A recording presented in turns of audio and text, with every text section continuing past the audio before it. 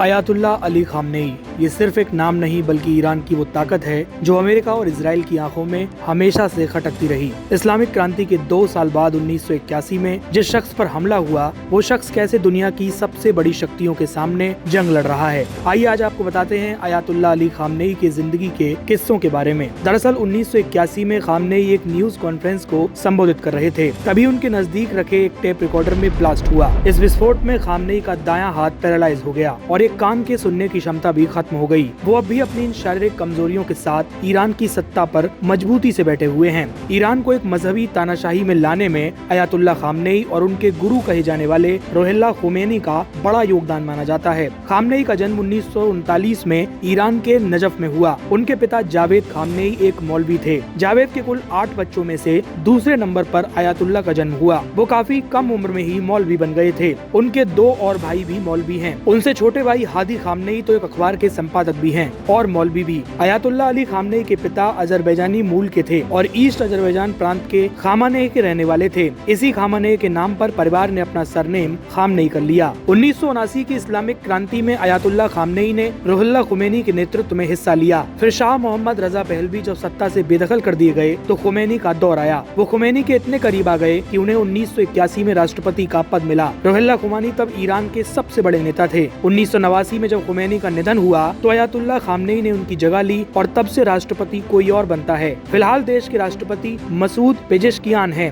लेकिन दिलचस्प बात यह है कि 1989 में अयातुल्ला अली खामनेई ने शीर्ष पद संभाला तो संविधान में ही सबसे बड़ा बदलाव कर दिया। ये बदलाव था राष्ट्रपति की सभी शक्तियों को शीर्ष नेतृत्व के नाम पर ट्रांसफर कर देना। इस तरह ईरान में सबसे शक्तिशाली नेता है अयातुल्ला अली खामनेई। यही नहीं, सेना के सुप्रीम कमांडर भी वही हैं। नीतिगत मामलों से लेकर सेना तक के तमाम मसलों पर उन्हीं का ही निर्णय अंतिम होता है। इस तरह संविधान से मिली ताकत और इस्लाम के नाम पर मजहबी आधार के चलते अयातुल्ला अली खामनेई ने ईरान में सबसे ज्यादा ताकत कमाई है। ये माना जाता है कि राष्ट्रपति भी उन्हीं का रबर स्टाम्प होता है। दिलचस्प तथ्य ये भी है कि 1981 में देश की सत्ता संभालने के बाद से अब तक अयातुल्ला अली खामनेई ने कोई भी विदेशी दौरा नहीं किया। वो कभी ईरान से बाहर नहीं निकले। आपको बता दें, अयातुल्ला अली खामनेई को जितना धार्मिक माना जाता है वो उतनी ही बड़ी शख्सियत है। उनके साथ काम करने वाले लोग उनके निजी व्यक्तित्व और स्वभाव के बारे में कई बातें बताते हैं। उनके साथियों और विरोधियों दोनों का मानना है कि खामनेई की सबसे बड़ी खूबी राजनीतिक दूरदृष्टि और चालाक रणनीतिक सोच है। वो तमाम बड़े हालातों को भी आसानी से सुलझा लेते हैं। अपनी पोजीशन तय करने में उन्हें माहिर माना जाता है। खुद को वो एक धार्मिक विद्वान मानते हैं और साहित्य प्रेमी के रूप में दुनिया के सामने पेश करते हैं। खामनेई को फारसी, अरबी और कुछ हद तक रूसी और अंग्रेजी साहित्य पढ़ने का शौक है। वे तिलिस्मी किताबें, ऐतिहासिक युद्धों और इस्लामिक शासन की राजनीतिक किताबों में रुचि रखते हैं। फारसी कविता,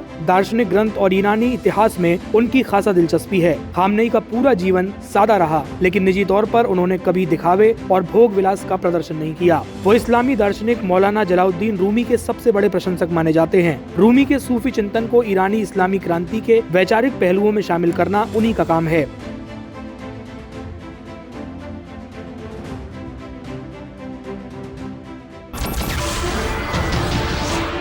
नमस्कार, मैं हूं मानक गुप्ता। अगर आपको हमारा ये वीडियो पसंद आया हो तो इसे लाइक और शेयर जरूर करें और हाँ, हमें सब्सक्राइब और फॉलो करना ना भूलें ताकि आप देश और दुनिया की कोई खबर मिस ना करें। तो जुड़े रहिए हमारे साथ और देखते रहिए न्यूज़ 24।